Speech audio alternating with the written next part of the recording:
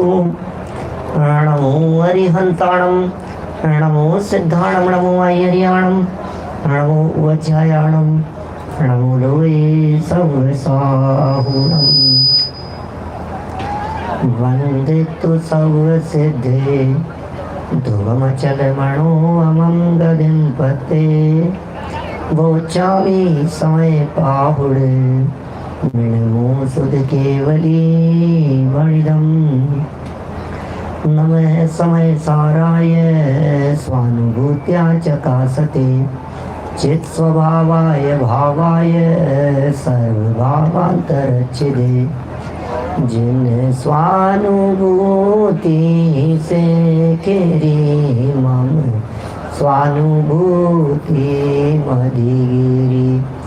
श्री विमल धारा जन श्रुत आनंद अमृत से। समता प्रभाव महावती रागादि विकल्प तोड़ के। माँ सरस्वती प्रतिभाव वंदन दृष्टि निज में जोड़ी के। दृष्टि निज जोड़ी के। ग्रंथराज समयसार जी यहाँ विराजमान है। कुंद कुंदाचार्य देव की यह सुंदर अनुपम रचना है और जीवा जीवाधिकार यह संपन्नता की ओर है। संपन्न हो रहा है, पूर्ण हो रहा है, समाप्त नहीं। खत्म नहीं होता हमारे यहाँ। खत्म हो गया साहब, खत्म क्या करना है? खत्म थोड़ी ना होती है कोई चीज़। तो पूर्णता को प्राप्त हो रहा है और सच में इसकी संपन्नता जीव और अजीव के भेद विज्ञान में ही है। तो जिन जीवों को जीव और अजीव का भेद विज्ञान होता है उन्हें के लिए ये अधिकार संपन्न होगा। बाकी तो नहीं हुआ हो जीव अजीव का भेद विज्ञान तो फिर दोबारा करें। यदि भेद विज्ञान नहीं हुआ हो तो फिर पढ़ें, फिर करें, फिर अभ्यास करें। ये अभ्यास निरंतर चलते रहना चाहिए। यहाँ इसके लिए आर्य शब्द का प्रयोग किया था। मूल कलश और पद्यानुवाद पढ़कर हम लोग आगे बढ़ेंगे। बहुत ही सुंदर ये चर्चा है। 45 नंबर का कलश है। बोलिए, कलश बोल लेते हैं अपन। इत्थम ज्ञान क्रक चकलना। इत्थम ज्ञान क्रक चकलना। पाटनं नाटयित्वा जीवा जीवौ स्फुट विघटनं। नैव यावत् प्रयातः विश्वं व्याप्य प्रसभविकसत्। व्यक्तचिन्मात्रशक्त्या ज्ञातृद्रव्यं स्वयमतिरसात् तावदोच्चकाशे। अरे काल अनादि से अविवेक के इस नृत्य में बस एक पुद्गल नाचता चेतन नहीं इस कृत्य में। यह जीव तो पुद्गलमयी राग आदि से भी भिन्न है। आनंदमय चिद भाव तो दृग ज्ञानमय चैतन्य है। अरे भैया, अनादिकाल से अविवेक का काम हो रहा है। ऐसे मत बनो बुद्धिहीनों जैसे। जितने काम हमारे द्वारा किए जा रहे हैं अनादिकाल से, सब बुद्धिहीनों जैसे किए जा रहे हैं। जहाँ हमारा कर्तृत्व दौड़ है वो पूरा का पूरा कर्तृत्व मंद बुद्धियों जैसा है। जहाँ हमारी चलती नहीं है वहाँ हम जबरन चलाना चाह रहे हैं, और जहाँ चलती नहीं है वहाँ का प्रयत्न नहीं है। सिर्फ और सिर्फ विचार करने के लिए मिली है ये जिनवाणी। आपको ये जिनवाणी मिली है महाभाग्य से, और विचार कीजिए कि हमें क्या मिल गया है। विचार कीजिए कौन सी निधि हमें प्राप्त हो गई है। अविवेक के नाचना बंद करो, बिना बुद्धि के काम करना बंद करो। अरे साहब हम क्या करें, उन्होंने हमसे ये कह दिया, आप जानते नहीं हैं उन्होंने हमसे क्या कहा, इन्होंने हमसे क्या कहा, किसका कैसा हुआ। अरे अविवेक के काम मत करो, कषायों को अपने दिमाग पर हावी मत होने दो। क्या कषाय है जीतने वाली, यदि कषायें जीतेंगी तो हम हारेंगे और ज्ञान जीतेगा तो हम जीतेंगे। बोलो। दादा ने बहुत सुंदर बात लिखी है एक सत्य की खोज नामक पुस्तक में। उन्होंने लिखा ज्ञानी और अज्ञानी की लड़ाई में किसकी जीत होती है। बोलो। ज्ञानी और अज्ञानी इन दोनों की लड़ाई में जीत किसकी होती है? अज्ञानी की होती है। अज्ञानी की जीत होती है, अज्ञानी की ही होती है। इसलिए होती है अज्ञानी की जीत क्योंकि दुनिया में एक तरफ ज्ञानी और दूसरी तरफ अज्ञानी, जब ये दोनों मिलकर के लड़ रहे होते हैं तो अज्ञानी जीव उसके ऊपर ज्ञानी पर जिस तरह से हावी होता है, जिस तरह से आक्रमण करता है, जिस तरह से अपने वचन बाण छोड़ता है, पूरी दुनिया को यही दिखता है ये जीत गया। ज्ञानी बेचारा कितना प्रतिकार करेगा। अज्ञानी जीव का मन भी ये कहता है कि मुझे इसको पराजित करना है, अज्ञानी का वचन भी ये कहता है, अज्ञानी की बुद्धि भी ये कहती है इसे पराजित करना है, अज्ञानी की कषाय भी ये कह रही है इसे पराजित करना है। अज्ञानी की क्या स्थिति है बेचारे की?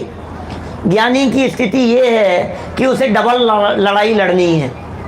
क्या मतलब? एक लड़ाई तो लड़नी है ज्ञानी को सामने वाले से, और दूसरी लड़ाई लड़नी है उसे अपने आप से, क्योंकि लड़ाती कषाय है और ज्ञान लड़ने का काम नहीं करता।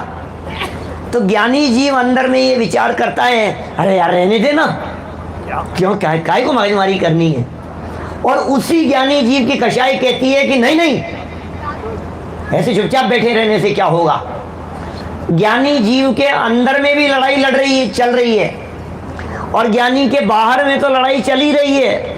ज्ञानी को बाहर भी लड़ना होता है और अंदर अपने ज्ञान और कषाय के युद्ध में भी उसे उलझे रहना पड़ता है। इसलिए वो क्या करे, ज्ञानी जीव कषाय को हावी होने देता है तो ज्ञान उसे रोकता है, और ज्ञान रोकने लगता है तो कोई कषाय हावी हो जाती है। इतने में सामने वाला जो कषाई व्यक्ति है वो इतने प्रहार करता है कि दुनिया को लगता है देखो ज्ञानी चुपचाप बैठ गया, इसकी बोलती बंद कर दी। ये ज्यादा ज्ञानी बनता था ना, इसकी बोलती बंद कर दी, इसकी जबान बंद हो गई, इसे चुप कर दिया। दुनिया को ये दिखेगा कि भैया कौन जीत गया, अज्ञानी जीत गया। लेकिन वस्तु स्थिति यह है अज्ञान लड़ाने का काम कर रहा है और ज्ञान लड़ाई को बंद करने का काम कर रहा है। ज्ञानी जीव का ज्ञान लड़ाने का नहीं, लड़ाई मिटाने की सोचता है। ज्ञानी का ज्ञान ये सोच रहा है लड़ाई मिटनी चाहिए, विवाद नहीं बढ़ना चाहिए, कषायें जिस तरह से मंद हो वो काम करना चाहिए, आपसी विवाद जिस तरह से मिटे वो काम करना चाहिए। और यही कारण है कि कषाय और ज्ञान के युद्ध में ज्ञान की विजय होती है और कषाय की विजय दिखती है। क्या कहा? विजय कषाय की दिखती है क्या? लेकिन होती किसकी विजय? ज्ञान की विजय होती है। समझदार व्यक्ति पैर पीछे कर लेता है, समझदार व्यक्ति कषाय त्याग देता है। भाई साहब बहुत पुरुषार्थ लगता है कषाय छोड़ने में, बहुत पुरुषार्थ लगता है। ये सॉरी बोलना इतना आसान काम नहीं है क्या? यदि कोई व्यक्ति, समझदार व्यक्ति बात बात में सॉरी कह देता हो तो सामने वाला समझता है क्या होता है ऐसे सॉरी कहने से, क्या इनकी तो आदत है सॉरी कहने की, ऐसे बोल देंगे, अभी सॉरी बोल देंगे। नहीं भाई साहब, कषाय को जीतने में बहुत पावर लगती है। यदि कोई व्यक्ति बात बात में सॉरी कह रहा है इसका मतलब यह है कि उसकी समझदारी और ज्ञान की पावर बहुत है, तब जाकर के उसकी जबान से सॉरी निकल रहा है। आसान नहीं है उसकी जबान से सॉरी निकलना। कहाँ निकलता है बतलाओ? बुलवा करके देख लो आप किसी व्यक्ति से, क्षमा करना, माफ करना, गलती हो गई, अब नहीं करेंगे, चलो कोई बात नहीं, जो हो गया है उसे निपटाओ। ये बातें ज्ञानी की होती हैं, ये बातें समझदार व्यक्तियों की होती है। और ना समझ और मूर्ख व्यक्ति तो एक ऐसे कैसे शांत हो जाए, ऐसे कैसे चुप हो जाए? क्या आसान काम है क्या? हम नहीं होंगे। ये अज्ञानी की मूर्खता बोल रही है क्या? आप देखना, मैं नहीं किसी को सर्टिफिकेट देना चाहता ज्ञानी अज्ञानी जीव का। आप अपने आप में निर्णय कीजिए कि आप विवाद के समय में आपके अंदर से क्या आवाज निकलती है, ये बताओ अभिषेक जी। किसी भी विवाद के समय में अंदर से क्या निकल रहा है भाई तन्मय? विवाद के समय में आपके अंदर से कषाय मिटाने की बात निकल रही है कि कषाय बढ़ाने की बात निकल रही है, कायम रखने की बात निकल रही है? मैं कैसे शांत हो जाऊं? मैं नहीं होऊंगा शांत, मैं नहीं होऊंगी शांत, मुझे शांत नहीं होना है। अरे नहीं कोई बात नहीं, विवाद बढ़ता है तो बढ़ने दो, मुझे शांत नहीं होना है। कौन बोल रहा है? ये कषाय बोल रही है। कितना कठिन काम है समाज के झगड़ों को निपटाना, कठिन नहीं है। ज्ञान होगा तो बहुत सरल है। क्या हमारी भी मजबूरी है? मजबूरी नहीं है, कषाय है। क्या कषाय है, मजबूरी नहीं होती है, कषाय होती है। आप जीत सकते हैं, आप समझदारी का परिचय दे सकते हैं कि नहीं नहीं हम कैसे समझदारी का परिचय दे देवें, तो ना समझ मूर्खों का परिचय दो कि हम मूर्ख हैं। क्या ये जो बातें यहाँ कही जा रही है, अरे अविवेक का नृत्य है, अरे अज्ञानता का नृत्य है, अरे अज्ञान नाच रहा है, अरे कषाय नाच रही है। ये कषाय सिर पर चढ़ करके बोलती है जो आपको समझदारी का काम नहीं करने देती है। कषाय सिर पर चढ़ करके बोलती है जो आपको सहज नहीं होने देती है, सरल नहीं होने देती है, विवादों को खत्म नहीं करने देती है। ये कषाय का काम है भाई साहब। कषाय को जीतने का प्रयत्न करो। सामने वाले को जीतना ये कोई बड़ी बात नहीं है, लेकिन अपनी कषाय को जीतना ये बड़ी बात है।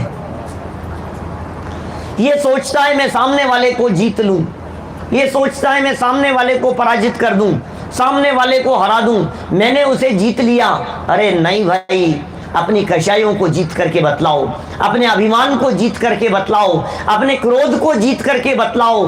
क्रोध और अभिमान को जीतने में सच्ची जीत है, भले ही दुनिया ये कहे कि हार करके इन्होंने अपना मस्तक झुका लिया। समझ में आ रही है क्या कुछ बात?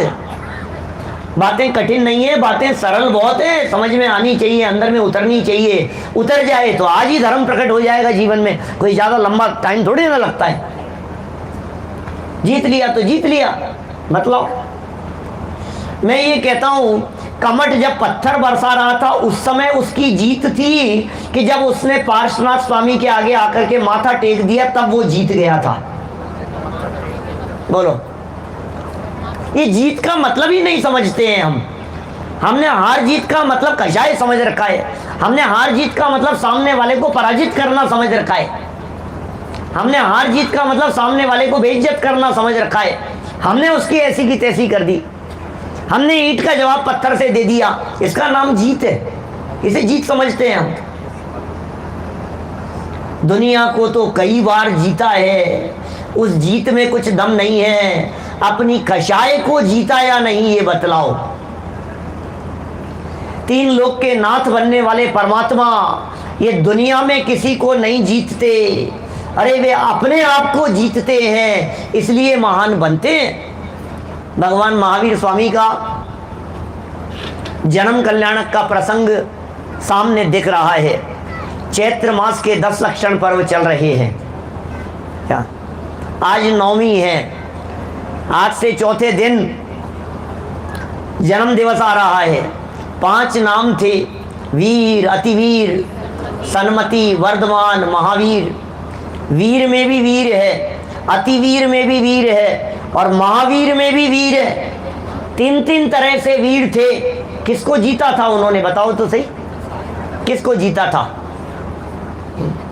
यद्यपि युद्ध नहीं कियो, फिर काय के वीर हो गए, काय के विजेता हो गए? जब युद्ध ही नहीं किया तो फिर आप वीर कैसे हो गए? यद्यपि युद्ध नहीं कियो, ना ही रखे असी तीर, और परम अहिंसक आचरण तदपि बने महावीर, तदपि बने महावीर। किसका नाम वीरता है? इस नाटक को नाटक समझ लेने में वीरता है। क्या वीरता की चर्चा चल रही है, पुरुषार्थ की चर्चा चल रही है। पुरुषार्थ किसका नाम है? पावर किसका नाम है? शक्ति किसका नाम है?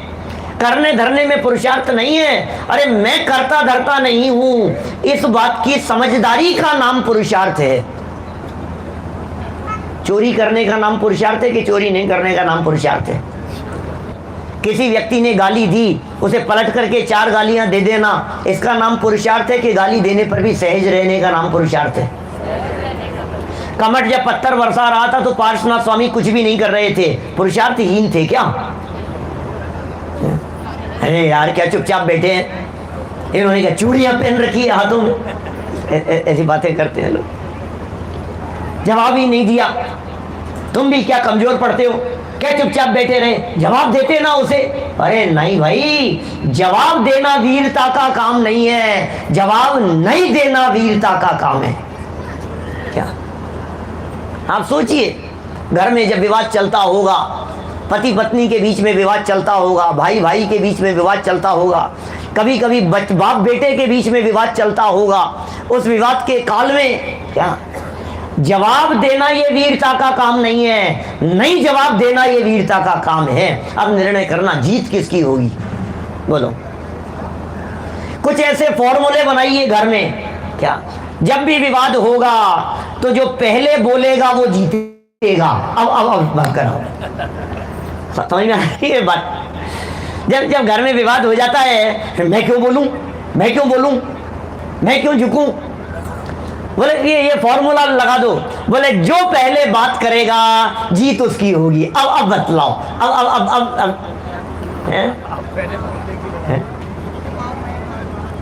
मुझे बोलना बंद करना ही नहीं है, मुझे विवाद करना ही नहीं है, मुझे लड़ना ही नहीं है। अरे भाई, ये जैन परंपरा का मार्ग कितना गजब का मार्ग मिल गया है हमारे को, ये निधि कितनी गजब की मिल गई है। क्रोध की बात हो चाहे मान की बात हो, मायाचार हो या लोभ की बात हो, जिग्नेश भाई, ये सारी स्थितियां, क्रोध मान माया लोभ कषायों की स्थितियां, इन सब में कषाय करने में विजय नहीं है, कषाय कैसे नहीं की जाए उसमें विजय है।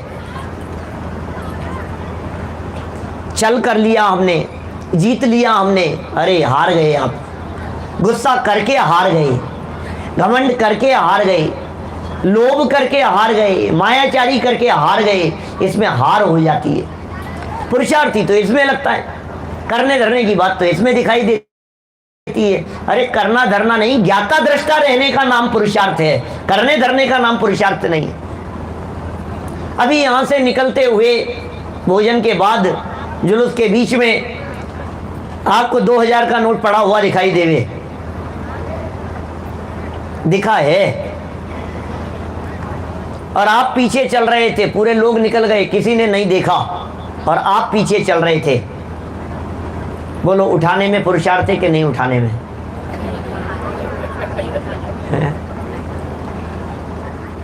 सोचो जरा, पुरुषार्थ किसमें? नहीं उठाने में पुरुषार्थ है। सारी दुनिया उठाने में आपको झुकना पड़ेगा, कमर टेढ़ी करनी पड़ेगी, घुटने मोड़ने पड़ेंगे। पुरुषार्थ तो उसमें दिख रहा है, नहीं उठाने में क्या किया आपने? कुछ भी नहीं। अरे भैया, नहीं उठाने में अंदर की हिम्मत चाहिए, मेरा नहीं है। समझ में आ रही है बात? अंदर में वो पावर चाहिए कि नहीं? तो पुरुषार्थ तो उसका नाम है ना कि किसी पर की वस्तु को छूना नहीं, किसी पर की वस्तु को हाथ लगाना नहीं, दूसरे की वस्तु की तरफ आकर्षित नहीं होना। असली पुरुषार्थ तो इसका नाम है। वेद विज्ञान की प्रेरणा दे रहे हैं। अरे ज्ञान का जब आरा चलता है, क्या 45 नंबर का कलश, अपन ने मूल संस्कृत तो 45वां पढ़ा था क्या, और पद्यानुवाद अपन ने हिंदी का पढ़ लिया। पद्यानुवाद पढ़िए जरा, 45 नंबर के कलश का पद्यानुवाद बोलिए। जब इस तरह धारा प्रवाही ज्ञान का आरा चला, तब जीव और अजीव में अति विकट विघटन हो चला। जब तलक हो भिन्न जीव अजीव उसके पूर्व ही यह ज्ञान का घन पिंड निज ज्ञायक प्रकाशित हो उठा। देखिए क्या लिख रहे हैं, अर्थ पढ़ता हूं इसका नीचे से। ओ धारा प्रवाही चलना चाहिए, कल भी चर्चा की थी आप लोगों के बीच में। निरंतर चोट पड़नी चाहिए भाई साहब अपनी मान्यता के ऊपर। ये जिनवाणी का अभ्यास कभी कभी करने जैसा नहीं है, रोज करो, प्रतिदिन करो, दिन में 3 बार करो। क्या 3 बार कीजिए, बार बार चोट पड़नी चाहिए, बार बार मान्यता के ऊपर प्रहार होना चाहिए। ऐसा नहीं है, ऐसा नहीं है, ऐसा नहीं है, ये मान्यता टूटनी चाहिए हमारी बारंबार। इस प्रकार ज्ञान रूपी करवत आरा के निरंतर चलाए जाने पर, जब ये ज्ञान का आरा चलता है, जब ये वेद ज्ञान की करवत चलती है, निरंतर चलती है, तब तक क्या होता है, जीव और अजीव दोनों ही प्रकट रूप से जब तक अलग अलग नहीं हो पाए कि यह ज्ञायक भाव रूप भगवान आत्मा अत्यंत विकसित अपनी चैतन्य शक्ति से विश्वव्यापी होता हुआ अति वेग से अपने आप ही प्रकाशित हो उठा। ओहो भाई साहब, ये वेद विज्ञान का ये आरा जब तक जीव और अजीव पूरी तरह से अलग नहीं हो गए, उससे पहले पहले ही ज्ञान प्रकाशित हो जाएगा। 2 तरह के अर्थ किए इसके जयचंद जी छाबड़ा साहब ने। जयचंद जी छाबड़ा साहब इस तरह का अर्थ करते हैं। पहला अर्थ तो ये करते हैं कि ये वेद विज्ञान का आरा चलने पर मिथ्यात्व अलग हो जाता है और ज्ञायक भाव भिन्न रह जाता है। पहला अर्थ सम्यक दर्शन हो जाता है। और दूसरा बोले चारित्र मोह अलग हो जाता है और ज्ञायक भगवान आत्मा अलग हो जाता है। तो एक दूसरे प्रकार से अर्थ किया, माने केवल ज्ञान की प्राप्ति हो जाती है। पहले अर्थ में सम्यक दर्शन हो जाता है, दूसरे अर्थ में कहा केवल ज्ञान की प्राप्ति हो जाती है। ये वेद ज्ञान का काम है। कब तक चलेगा वेद विज्ञान? कब से करना वेद विज्ञान? कब करें वेद विज्ञान? कहता हूं कब नहीं करें, हर समय करो ना। कब नहीं करें कि साहब वेद विज्ञान कैसे करते हैं, हमें तो वेद विज्ञान करना नहीं आता है। वेद विज्ञान तो बहुत कठिन चीज होगी, कैसे करेंगे वेद विज्ञान? आपको रोटी बनाना तो हम बना सकते हैं, आपको बादाम का हलवा बनाना तो हम बना सकते हैं, आपको खीर बनाना तो हम बना सकते हैं, वेद विज्ञान कैसे करें? बोले ये सब करते हो आप? कि हाँ ये सब तो कर लेते हैं हम, ये सब तो काम आते हैं हमारे को। बोले इन सब कार्यों को करते हुए ही वेद विज्ञान हो सकता है। बोले कैसे हो सकता है? जिस दिन हलवा थोड़ा सा ज्यादा सिक गया हो उस दिन करो वेद विज्ञान की मेरे करने से नहीं हुआ। बोलो जब रोटी थोड़ी सी कच्ची रह जाए, जब पापड़ थोड़ा सा जल जाए, तब करो वेद विज्ञान कि मैं करने वाला था तो मैंने जला क्यों दिया। क्या जब चलते चलते ठोकर लग जाए तो करो वेद विज्ञान। अरे निरंतर करो भाई साहब। ये वेद विज्ञान कोई नई चीज नहीं है, ये वेद विज्ञान तो बचपन से करते आ रहे हो आप। ये सब क्या मतलब? अरे छोटे घर घर में छोटे छोटे से बच्चे करते हैं। बुआ आपने मम्मी की साड़ी क्यों पहन ली? नहीं होते, आपके घरों में होता है कि नहीं ऐसा? हमारे जयपुर में तो सुनते हैं हम परिवारों में ऐसी बातें। छोटे छोटे से बच्चे तुरंत टोक देते हैं, ये तो मेरी मम्मी की है। क्या मम्मी की कौन सी है और बुआ की कौन सी है? ये भेद विज्ञान उस बच्चे को है क्या? आपको भेद विज्ञान है कि नहीं है? क्या अपना है और क्या पराया है? यही भेद विज्ञान तो करना है। निज को निज, पर को पर जान, फिर दुख का नहीं। आता है आप लोगों को भी? निज को निज, पर को पर जान, फिर दुख का नहीं। लेश मात्र भी नहीं रहता है दुख का। जब निज को निज जान लेता है और पर को पर जान लेता है, इसका मतलब पूरी गड़बड़ी। यदि मैं दुखी हूं तो इसका मतलब ये हो रहा है निज को पर, पर को निज मान, फिर सुख का नहीं नाम निशान। क्या हो रहा है बोलो? आप यदि दुखी हैं तो इसका मतलब क्या है? निज को पर और पर को निज, ये घालमेल चल रही है, इसलिए दुखी है। फिर सुख का नाम और निशान नहीं है, फिर आप परेशान हैं। और जिसने निज को निज जान लिया और पर को पर जान लिया, अब बतलाइए भाई साहब कौन दुखी करे? अब करे कौन दुखी, बताओ तो सही। अब किसकी ताकत है, कौन किसको दुखी करे? आप सोच रहे हैं मैंने इनको दुखी कर दिया, अरे मैं इससे भिन्न तत्व हूं, तो मुझे पहचानता नहीं है तो मुझे क्या दुखी करेगा? ये मुझे जानता नहीं है, ये मुझे क्या परेशान करेगा? जिसने मुझे परेशान करने की सोची है वो मुझे पहचानता ही नहीं है। भेद ज्ञान बहुत बड़ी पावर है भाई साहब। ये भेद ज्ञान वो पावर है, ये भेद ज्ञान वो शक्ति है, ये भेद ज्ञान वो रिद्धियां हैं अपने पास में, जिन रिद्धियों के दम पर घोर प्रतिकूलता के काल में भी सहज और शांत रहा जा सकता है। ये भेद ज्ञान का आरा चलाने की बात कर रहे हैं, चलाओ तो सही भेद ज्ञान का आरा। सहज रहने की कला मिलेगी आपको। किस दम पर मुनिराज शांत रहते हैं, किस दम पर चक्रवर्ती शांत रहते हैं, किस दम पर प्रतिकूल परिस्थितियों में भी सहज और शांति रह सकती है, किस दम पर बताओ तो सही। आखिर किस बात का दम है? बोले भेद विज्ञान का।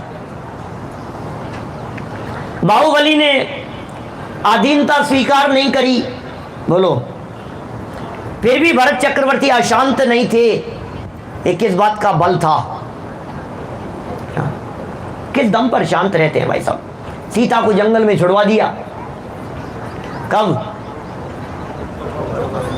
गर्भवती अवस्था में, धोखे से।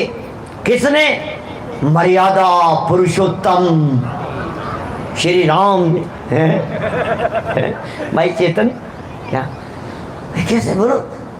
अब ऐसी परिस्थिति में भी सहज शांत है। अंजना की परिस्थिति जानते हैं अब क्या परिस्थिति बनी थी बेचारी के साथ में? अंजना, सती अंजना की बात कर रहा हूं। गर्भ में कौन था? हनुमान जैसे कामदेव, तद्भव मोक्षगामी, उसी भव से मोक्ष जाने वाले। इधर लांछन लगा करके पति ने 22 साल तक देखा नहीं, और 22 साल बाद में एक बार मिले और ऐसी घटना घट गई कि लांछन लगा करके निकाल दिया सास ससुर ने। मेरा बेटा तो युद्ध क्षेत्र में गया हुआ है, तेरे पेट में किसका बच्चा है? क्या बोलो? धक्के मार के निकाल दिया। माँ बाप के पास में गई तो माँ बाप ने रखने से मना कर दिया। गर्भवती अवस्था, किसी ने सहारा नहीं दिया, जंगल में दर दर की ठोकरें खाती रही। किसका सहारा था भाई साहब? भेद ज्ञान का सहारा था। क्या बात कर रहे हैं आप? किसी और के सहारे की जरूरत नहीं है, भेद ज्ञान का सहारा। जब भेद ज्ञान का सहारा होता है, जब भेद ज्ञान की पावर होती है, तो कितनी भी प्रतिकूलताएं हो परेशान करने में समर्थ नहीं होती है। भेद विज्ञान कर लो, भेद विज्ञान। इस भेद ज्ञान से सम्यक दर्शन हो जाता है, इस भेद विज्ञान से मोक्ष मार्ग शुरू हो जाता है, इस भेद विज्ञान से अतीन्द्रिय आनंद का जन्म हो जाता है, इस भेद विज्ञान से मोक्ष की प्राप्ति हो जाती है। केवल ज्ञान हो जाता है भाई साहब। ये भेद ज्ञान क्या चीज है? कुछ अद्भुत चीज है भेद विज्ञान। करो तो सही एक बार भेद ज्ञान। आप नहीं करते हैं भेद विज्ञान। क्या? जहां अभेद ज्ञान होता है, जहां पर वस्तु को अपनी मान लिया जाता है, वहां तकलीफ खड़ी हो जाती है, और जहां पर को पर जान लिया जाता है, वहां तकलीफ तुरंत मिट जाती है। कभी ऐसा होता है दूसरे की गाड़ी को अपनी समझ करके चाबी लगाने की कोशिश कर रहे थे और खुला ही नहीं है?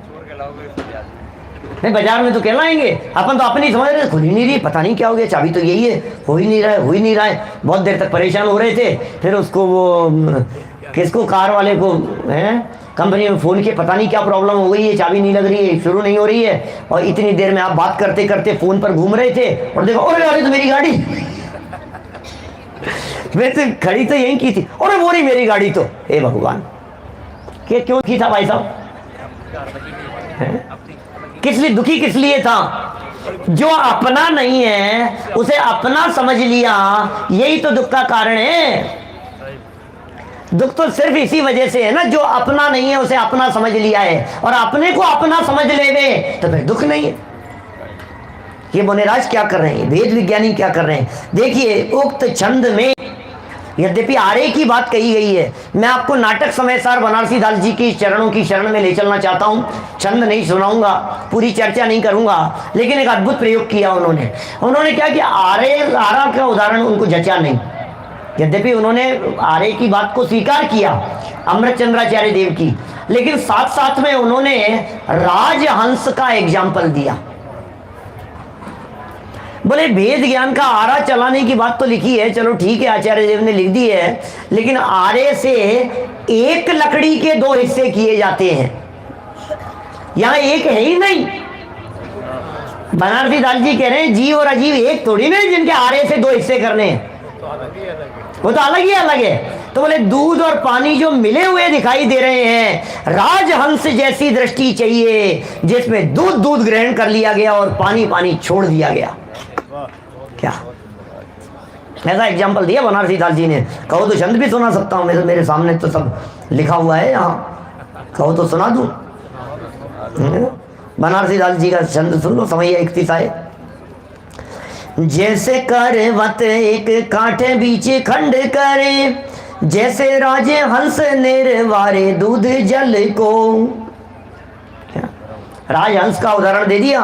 करवत एक काट के बीच में खंड करे, हमें ऐसे खंड नहीं करने हैं, एक के दो नहीं करने हैं भाई साहब। एक के दो करना तो व्यवहार का काम है, ज्ञान दर्शन चारित्र के भेद, वो भी भेद बर्दाश्त नहीं है हमारे यहाँ। तो एक के दो नहीं करने, जो अलग था उसे अलग करना है, जो अपना नहीं था उसे अलग करना है। अरे साहब क्या कर रहे हो साहब, घर छुड़वा दिया, परिवार छुड़वा दिया, कपड़े छुड़वा दिए, धन छुड़वा रहे हो, गहने छुड़वा दिए, सारी जमीन जायदाद प्रॉपर्टी सब छुड़वा दी, क्या नंगा करोगे, क्या कर क्या रहे हो आप, सब कुछ तो छुड़वा दिया है। बोले सुनो, जो तुम्हारा नहीं था वो छुड़वाया है, तुम्हें तो तुम्हारी अनंत गुण संपदा दिलाई है, हमने छुड़ाया नहीं है कुछ भी।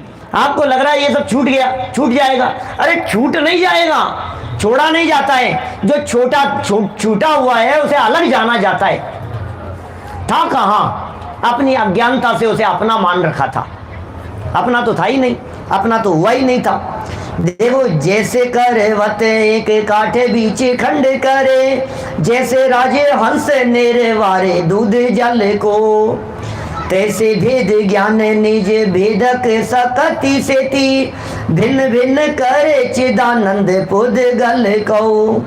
अवधि को धारे मन पर एक अवस्था पावे, उमगी के आवे पर मावधि के थल को, यही भांति पूरन स्वरूप को उद्योत धरे, करे प्रतिबिंबित पदार्थ सकल को। ओह, ये वेद ज्ञान के दम पर, इस वेदक शक्ति के दम पर वो वेद विज्ञानी होता हुआ सम्यक दृष्टि तो हो ही जाता है, अरे अवधि ज्ञान हो जाता है, मन पर ये ज्ञान हो जाता है, परमावधि और सर्वावधि को प्राप्त करते हुए ये जीव केवल ज्ञानी हो जाता है। ये वेद ज्ञान की धारा कब तक चलती है, जब तक केवल ज्ञान नहीं हो जाए। बनारसी दास जी ने तो आगे चलकर संवर अधिकार संवर द्वार में ऐसा छंद लिखा, भेद ज्ञान तब लो भयो जब लो मुक्ति न हो। जब तक मुक्ति नहीं होवे, इसका मतलब अज्ञानी से लेकर के ज्ञानी तक सबको भेद ज्ञान करना चाहिए, सबके लिए है वेद ज्ञान की बातें। ये वेद ज्ञान की बात कह रहे हैं। देखिए, उक्त छंद में वेद ज्ञान की उपयोगिता जब तक मुक्ति प्राप्त न हो तब तक बताई गई है। वेद ज्ञान की उपयोगिता कब तक बताई है, जब तक मुक्ति की प्राप्ति नहीं हो तब तक बतलाई है। तात्पर्य यह है कि ज्ञानी अज्ञानी सभी को भेद ज्ञान की भावना भानी चाहिए। क्या, ज्ञानी को और अज्ञानी को सभी को भेद ज्ञान की भावना वानी चाहिए। अरे यार, भेद ज्ञान तो ज्ञानियों के लिए है, हम क्यों करेंगे, हम तो गृहस्थ हैं, हम तो संसारी हैं, कि दुखी हो के नहीं। पहले एक बात बताओ कि यहाँ दुखी तो हैं क्या, दुखी तो हैं। तो हर दुखी व्यक्ति के लिए भेद ज्ञान की भावना है, निरंतर वानी चाहिए। मिथ्यात्व की भूमिका में दर्शन मोह के अभाव के लिए क्या लिख रहे हैं, गायक भाव प्रबोधिनी टीका है दादा की, दादा लिख रहे हैं, मिथ्यात्व की यदि भूमिका हो तो दर्शन मोह के अभाव के लिए वेद विज्ञान करो, और सम्यक दर्शन होने के बाद चारित्र मोह के अभाव के लिए ये भावना भाई जानी चाहिए। परम ज्योति प्रकट हो जाने पर, केवल ज्ञान हो जाने पर तो कोई विकल्प शेष रहता ही नहीं है। इसका मतलब केवल ज्ञान हो जाने के बाद में भेद ज्ञान की जरूरत नहीं है, फिर तो सब अलग अलग ही हो गया है, फिर तो विकल्पात्मक दशा ही नहीं है।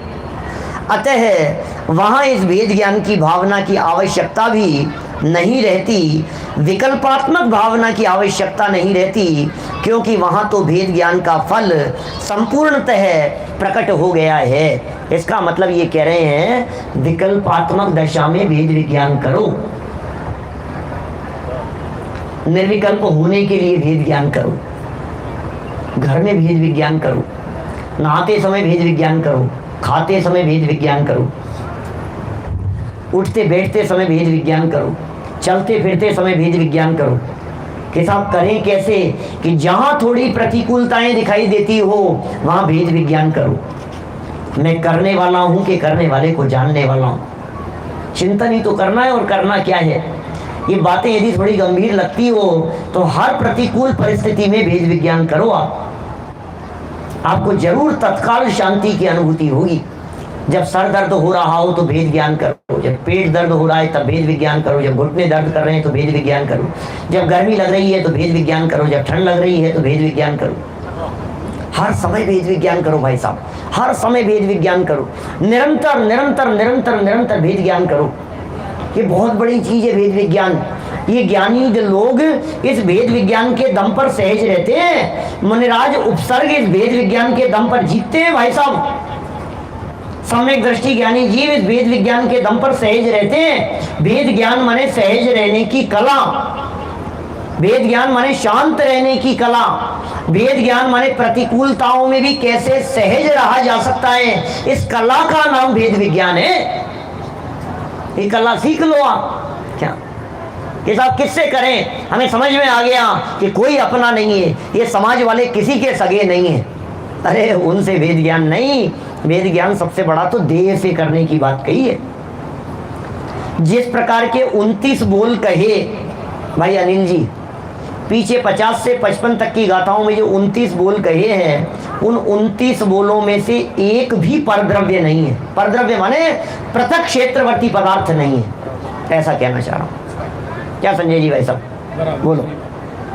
इसका मतलब जिन 29 बोलों से भेद ज्ञान कराया है, मन वचन काय से कराया है, राग द्वेष मोह से कराया है, स्पर्श गंध वर्ण इनसे कराया है, गुण स्थान से, मार्गणाय स्थान से, जीव स्थान से, अध्यात्म स्थान से, संश्लेष स्थान से, ये सब बाउंड्री के भीतर वालों की चर्चा चल रही है। इसका मतलब भेद ज्ञान तो यहाँ करना है, तुम कहाँ जा रहे हो? अरे इससे क्या भेद ज्ञान करना है जो कि अलग ही दिखाई दे रहा है? इससे क्या भेद ज्ञान की जरूरत है?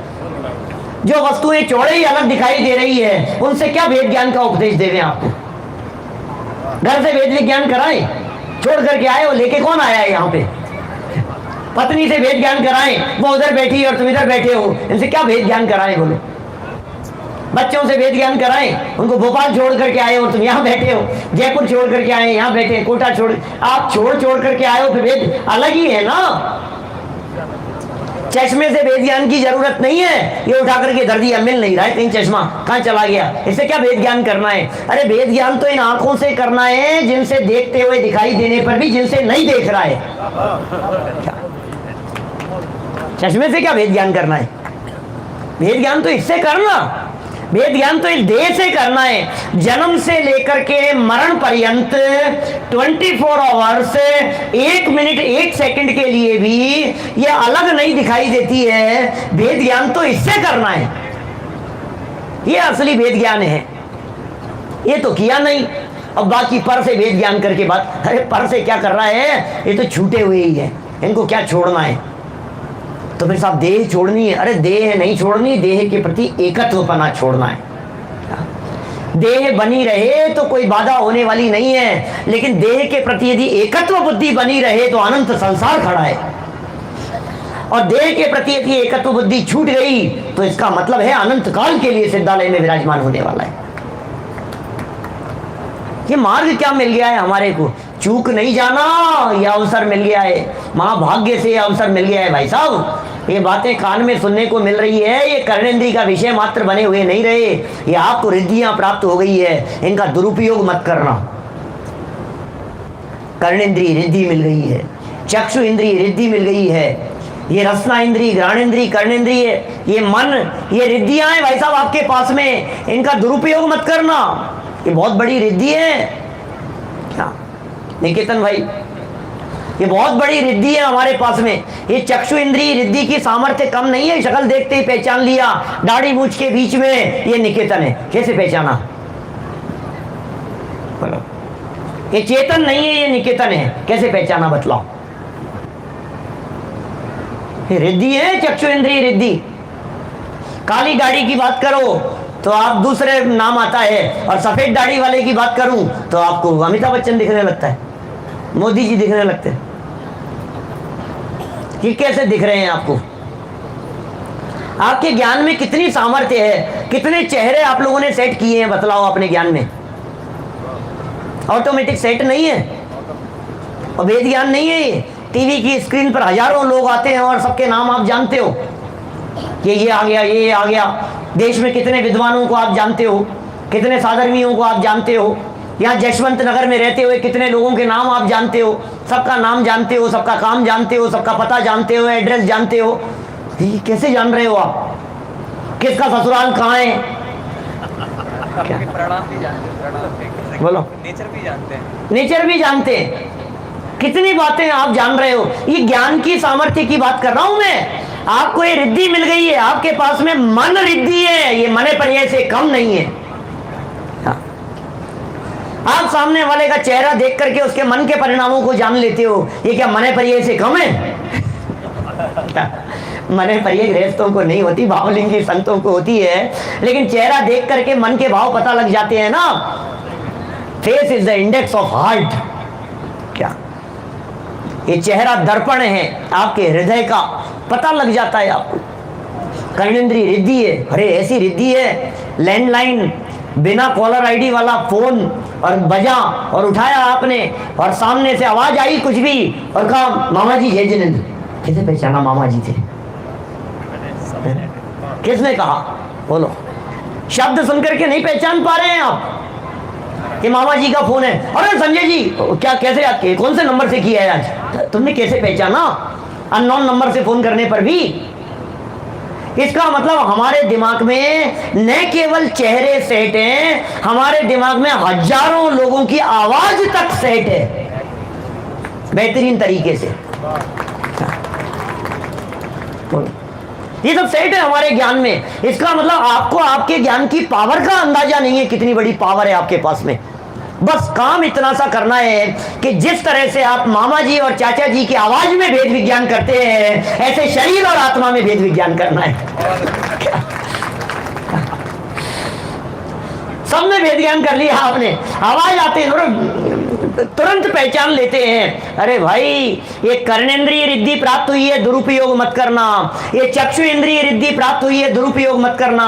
ये वचन बल आपको प्राप्त हुआ है। संजय जी कहते हैं वचन बल रिद्धि प्रकट हो जाती है जो लोग तत्व ज्ञान के वचन जवान से निकालते हैं। क्यों साहब? जवान से बोलोगे काम हो जाएगा, लेकिन जवान का सदुपयोग जिन वचनों को बोलने में करना। भाई अनुज जी बोलो, उपयोग करना अपनी वाणी का, जिन वचनों को बोलने में उपयोग करना। कान मिले हैं जिन वाणी के वचन सुनने के लिए, इधर उधर की बकवास सुनने के लिए नहीं। और सच बात बतलाऊं आपके दिल की, अभी यदि आपको कोई ये कह दे कि तुम्हारे बारे में पता है क्या बात कर रहे थे, तो आपके कान खड़े हो जाते हैं, आपका दिल मन सब कुछ इस बात के लिए तैयार हो जाता है, क्या कह रहा था इसको जानूं मैं। सामने वाला इतना कह करके बात बंद कर देवे ना, तो पता है तुम्हारे बाद में क्या कह रहा था, क्या कह रहा था? अरे रहने दो यार, तुम सुन नहीं पाओगे बस। अब क्या होगा बोलो? बोलो दीपक जी, अरे बता तो दो यार, बता तो दो। मुझे यदि कोई ऐसी बात कहे ना तो मैं तुरंत ये कहता हूं कि मत बताओ। क्या करूंगा मैं? अच्छा, उस बात को सुनने के बाद कशाई ही करोगे और कुछ हासिल नहीं होगा। क्यों सुनना? बुराई सुनने के लिए तैयार हो, अब शब्द सुनने के लिए तैयार हो, और सुनना चाहता है, और सुन सुन करके गांठ बांधना चाहता है। अच्छा, उसकी ये हिम्मत, मेरे लिए ऐसा कह दिया उसने। तुम सुनाई क्यों? तूने सुनाई क्यों? एक बार देवलाली में शिविर चल रहा था, कर्णानु योग के प्रयोजन की सिद्धि वाले प्रवचन चल रहे थे मेरे, ये टॉपिक दिया था मुझे। तो मैंने कहा अपयश कीर्ति कर्म का उदय यदि आता है तो आने दो ना, तुम कर्णेंद्री से नहीं सुनोगे तो तुम्हें कितनी तकलीफ होगी बताओ। तकलीफ तब होती है जब आपको लगता है कि मेरे बारे में कहा। मैं ये कह रहा हूं मेरे बारे में दुनिया कितनी भी उल्टी सीधी बातें कर रही हो, और यदि वो बातें मैंने कर्णेंद्री का विषय नहीं बनाई तो मुझे कितनी तकलीफ हो रही है बोलो। तकलीफ कब हो रही है? तकलीफ तब होती है जब कर्णेंद्री का विषय बनता है, और कर्णेंद्री का विषय बनना भी तकलीफ का कारण नहीं है। आप उसके साथ में जुड़ान करते हो, आपको कषाय करते हो तो तकलीफ। भाई दुख का कारण तो एकमात्र कषाय है। महापंडित जी साहब लिखते हैं जीव विपाकी प्रकृति है या सप्यस? जीव विपाकी प्रकृति है, तो दूसरे से क्या संबंध? कोई मतलब नहीं। हाँ, दुनिया में चलती रहती है, उससे क्या लेना देना है अपने को। दुनिया में कोई क्या कह रहा है, कोई क्या बातें कर रहा है, अरे इसकी कितनी बातें बन रही है, इसकी कितनी कैसा अपयश कीर्ति का उदय चल रहा है, दुनिया उसकी निंदा कर रही है, लोग उसके बारे में क्या क्या बातें कर रहे हो ना, मुझे क्या लेना देना है, उससे क्या फर्क पड़ता है। हम अपने कर्णेंद्रिय को, ये कर्णेंद्रिय बहुत बड़ी चीज है, और इस कर्णेंद्रिय के माध्यम से जो बातें अंदर प्रवेश करती है वो हृदय और मस्तिष्क में हलचल उत्पन्न करती है। इसलिए कर्णेंद्रिय के माध्यम से मैं अभेद अखंड त्रिकाली आता हूं, यही बातें अंदर जाने दो। क्या इस कर्णेंद्रिय के माध्यम से हूं परमात्मा छू, ये बात अंदर जाने दो। अरे तू नारकी है, तू दुखी है, तू गधा है, मुर्गा बन जा, ये बातें मत जाने दो इन कर्णेंद्रिय के माध्यम से। तू अज्ञानी है, तू मूर्ख है, तू नालायक है, तू कषाई है, तू गुस्से वाला है, ये कितना घमंडी है, ये बातें इस कर्णेंद्रिय के माध्यम से मत जाने दो। क्या जो बात इस कर्णेंद्रिय के माध्यम से अंदर जाएगी वो दिमाग में गूंजेगी, वो दिमाग में घूमेगी। इसलिए ज्यादा से ज्यादा जिनवाणी के सानिध्य में काल बिताओ, ज्यादा से ज्यादा अभ्यासियों के बीच में, ज्यादा से ज्यादा स्वाध्यायी लोगों के बीच में, ज्यादा से ज्यादा आराधना करने वालों के बीच में। कभी ये मत समझना मैं क्या गलत काम कर रहा हूं, सुनता भी नहीं है, मैं कोई गलत काम थोड़ी ना कर रहा हूं। मैंने जिंदगी में क्या गलत काम किया है? कुछ भी नहीं किया है। अरे सुनो, बड़े पंडित जी साहब का वचन है, जो आराधना नहीं कर रहा वो नियम से निराधना कर रहा है। आप आराधना में हैं कि नहीं? कुछ नहीं, मजे से टीवी के चैनल घुमा रहा हूं। मेरी क्या गलती है? मैंने क्या गलत कर दिया काम? टीवी के चैनल घुमा रहा था, सीरियल देख रहा था, इसमें क्या गलत कर दिया मैंने? आराधना नहीं कर रहा, वो विराधना कर रहा है। हमने क्या गलत काम किया? घर के प्रासों को हमने बिस्किट ही तो बनाए हैं, इसी में तो लगे रहे दिन भर। आराधना नहीं कर रहा, वो विराधना कर रहा है। जो आराधना नहीं कर रहा है, विचार करना मैं काम क्या कर रहा हूं, विचार करना कि मेरी परिणति किधर जा रही है, विचार करना मेरा उपयोग किधर जा रहा है, विचार करना मेरा चिंतन किधर जा रहा है, विचार करना मेरी चिंतन की धारा कौन सी दिशा में बह रही है। भाई साहब गंभीरता से विचार कीजिएगा आप, इसके बिना काम नहीं चलेगा। ये जीवाधिकार कह रहा है। 29 प्रकार के बोलों की चर्चा पहले गाथा से लेकर के यहाँ 68 नंबर की गाथा तक जिस भेद ज्ञान की बात कही है, एकत्व ममत्व पना तोड़ाया है। यहाँ देखिए पंक्तियां पढ़ता हूं, पूरा करते हैं इस अधिकार को। कल से कर्ता कर्म अधिकार की चर्चा करेंगे। इस प्रकार इस जीव अधिकार का समापन करते हुए आचार्य अमृतचंद्र लिखते हैं कि इस प्रकार जीव और अजीव अलग अलग होकर रंग भूमि में से बाहर निकल गए, एक बनकर के आए थे। एकत्वपना दौड़ रहा था, ममत्वपना दौड़ रहा था, ये एकत्व और ममत्वपना टूट गया और जीव और अजीव दोनों रंग भूमि से बाहर निकल गए, अलग अलग होकर। इस प्रकार हम देखते हैं कि इस जीवाधिकार में पर से एकत्व और ममत्व का निषेध कर, जीवाधिकार में एकत्व ममत्व का निषेध किया। कर्ता कर्म अधिकार में करने धरने का निषेध करेंगे, पर के कर्तृत्व का निषेध करेंगे। ये फर्क है दोनों अधिकारों में। ये महान भूल है हमारी, अपने आप को नहीं पहचान पा रहा हूं, ये महान भूल है हमारी। ये लिख रहे हैं पर से एकत्व और ममत्व का निषेध कर अपने त्रिकाली ध्रुव भगवान आत्मा में एकत्व ममत्व स्थापित करने की प्रेरणा दी गई है। पूरे अधिकार में अपने से एकत्व ममत्व करूं, अपने में अपनापन करूं, क्योंकि निज भगवान आत्मा में एकत्व ममत्व नाम ही सम्यक दर्शन है। निज भगवान आत्मा में एकत्व का नाम सम्यक दर्शन है। अरे अपने में अपनेपन का नाम सम्यक दर्शन है। ये सम्यक दर्शन की परिभाषा है। निज भगवान आत्मा में एकत्व ममत्व का नाम ही सम्यक दर्शन है, सम्यक ज्ञान है और सम्यक चारित्र है, सच्चा मुक्ति का मार्ग है। दौलत राम जी ने एक सम्यक दर्शन की इतनी गजब की परिभाषा लिख दी है। पर द्रव्यन्ते भिन्न आप में रुचि सम्यक भला है, आप रूप को जान पनो सो सम्यक ज्ञान कला है, आप रूप में लीन रहे थिर सम्यक चारित्र सो ही हो गया काम। सम्यक दर्शन किसका नाम है? आपका इंटरेस्ट किसमें है भाई साहब? नई नई भक्तियां बनाए। आपका इंटरेस्ट किसमें है? विधान कराने में। आपका इंटरेस्ट किसमें है? पैसा कमाने में। आपका इंटरेस्ट किसमें है? लड्डू बनाने में, नए नए तरह के बिस्किट बनाने में, ब्रेड बनाने में, घर की मैदा बनाने में, घर की चीजें बनाने में। अरे इंटरेस्ट अपने आप में है या नहीं है? अपने आप में रुचि की चर्चा चल रही है, पर में रुचि नहीं हो और अपने आप में रुचि हो, बोले हो गया सम्यक दर्शन। भाई इतना सा सम्यक दर्शन कोई कठिन काम नहीं है। सम्यक दर्शन करने के लिए कोई आपको कोई बहुत एक टांग पर खड़े होकर के तपस्या नहीं करना पड़ेगा। सम्यक दर्शन करने के लिए कभी 50 उपवास करने की जरूरत नहीं है। सम्यक दर्शन करने के लिए कोई बहुत बड़ा काम नहीं करना है, अपने में अपनापन करना है। इतना सरल सा काम है, बस अपने में इंटरेस्ट, अपने में रुचि। आपको यदि अपने आप में रुचि है तो आप अभी सम्यक दर्शन की प्राप्ति कर सकते हैं। इस तरह से, इस प्रकार आचार्य कुंद कुंद कृत, समय सार की आचार्य अमृत चंद्र कृत आत्मख्याति नामक संस्कृत टीका एवं डॉक्टर हुकमचंद जी वारिल कृत ज्ञायक भाव प्रबोधिनी हिंदी टीका में जीवा जीव का प्ररूपक प्रथम अंक समाप्त हुआ। तो इस तरह से ये जीवा जीवाधिकार में जिस वेद ज्ञान की चर्चा पर से एकत्व ममत्व तोड़ाने की है, हम सभी पर पदार्थों से एकत्व ममत्व पना तोड़कर, मुख्य रीति से देह से एकत्व पना तोड़कर अपने में समा जाएं, इसी भावना से बात को यहीं विराम देता हूं।